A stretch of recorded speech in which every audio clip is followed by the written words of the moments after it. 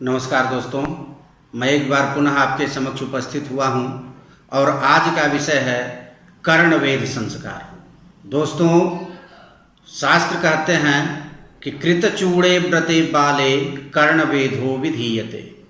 जब बच्चे का चूड़ा कर्म संस्कार हो जाए उसके बाद कर्णवेध संस्कार करना चाहिए।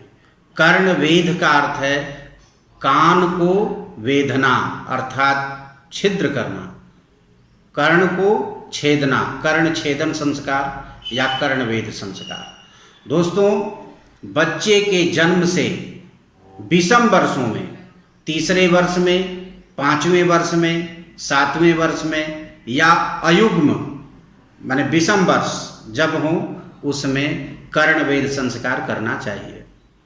कर्णवेध संस्कार का मुहूर्त भी पंचांग में दिया हुआ रहता है, तो किसी भी विद्वान ज्योतिषी के पास जाकर कर्णवेध संस्कार का मुहूर्त निकलवा लेना चाहिए और उस मुहूर्त में जब विषम वर्ष हो उस समय कर्णवेध संस्कार कराना चाहिए।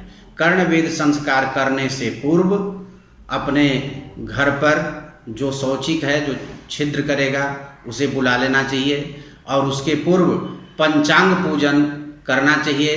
पंचांग पूजन करने के बाद नवग्रहों की आहुति भी दी जाती है, वह सब भी कर लेना चाहिए। या यह सब कुछ आप नहीं कर पाते हैं तो कम से कम गणेश पूजा अवश्य करनी चाहिए या गणेश जी का स्मरण अवश्य कर लेना चाहिए। उसके बाद कर्णवेध संस्कार करना चाहिए। शास्त्र कहते हैं कि कर्णवेध संस्कार करने के लिए बच्चे के हाथ में कुछ मिठाई या लड्डू अवश्य दे देना चाहिए। यह शायद इसलिए कहा गया है क्योंकि वह बच्चा है और जब उसका कर्ण छेद होगा तो वह रोएगा, चिल्लाएगा और उसे यदि टॉफ़ी या मिठाई दिए रहेंगे तो वह उसमें भुला हुआ रहेगा और कर्ण छेद भी हो जाएगा। तो एक बात का ध्यान रखना है कि जब भी कर्ण छेद कराएं तो पहले दाहिने कर्ण का छेदन होता है। दोस्तों, यह जो कर्णवेध की परंपरा हमारे शास्त्रों में कही गई है, यह बहुत ही महत्वपूर्ण है।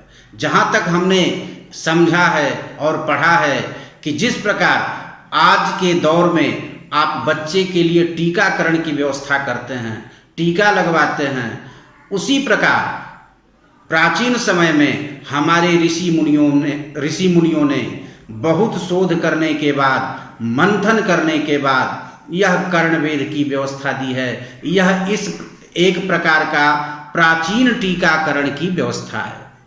यदि कोई बच्चा किसी प्रकार से बीमार रहता है, बार बार बीमार पड़ता है, उसका यदि कर्णवेध संस्कार कर दिया जाए तो मैं दावे के साथ कह सकता हूं कि वह पूर्ण रूप से स्वस्थ हो जाएगा और दीर्घ आयु होगी उसकी। दोस्तों, यह भी है कि जो बच्चे जन्म लेने के बाद मर जाते हैं, बार बार माँ पिता को कष्ट होता है, ऐसे बच्चों का जो जन्म लेने के बाद बार बार जिस घर में बच्चे मरते हैं, उस माता पिता को चाहिए कि बच्चे के जन्म के साथ ही जैसे ही उपयुक्त समय मिले उसका कर्णवेध संस्कार तुरंत कर देना चाहिए।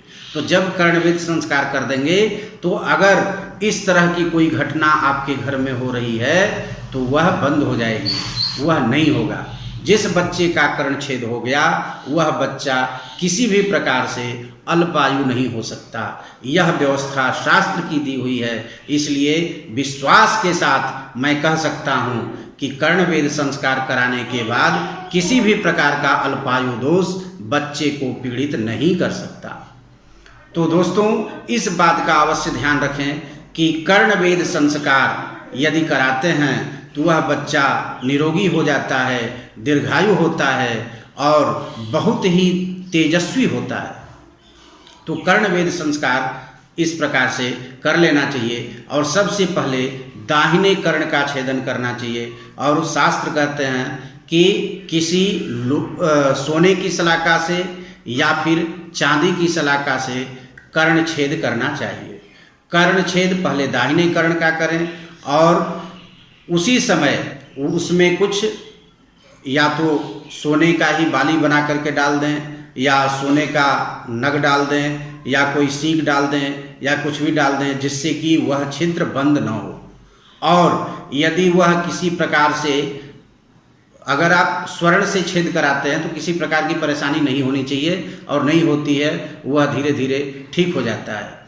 यदि किसी प्रकार से उसमें घाव होता है, वह पक जाता है, तो क्या करना चाहिए कि नीम की पत्तियों को गर्म करके पानी के साथ उबालकर उससे धीरे धीरे धोने से वे घाव ठीक हो जाते हैं।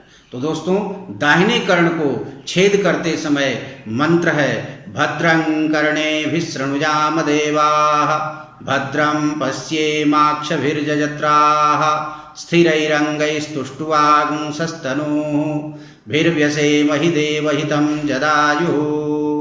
इस मंत्र से दाहिने कर्ण का छेदन करें और फिर बाएं कर्ण का छेदन करें। ओम वक्ष्यन्ति वेदागनी गन्ति कर्णं प्रियं, सखायं परिसस्वजानाः, यो सेव सिंते वितथादिधन्वन्, ज्या यज्ञ समने पारयन्ति। इस मंत्र से वह उसका वाम कर्ण का छेदन करना चाहिए।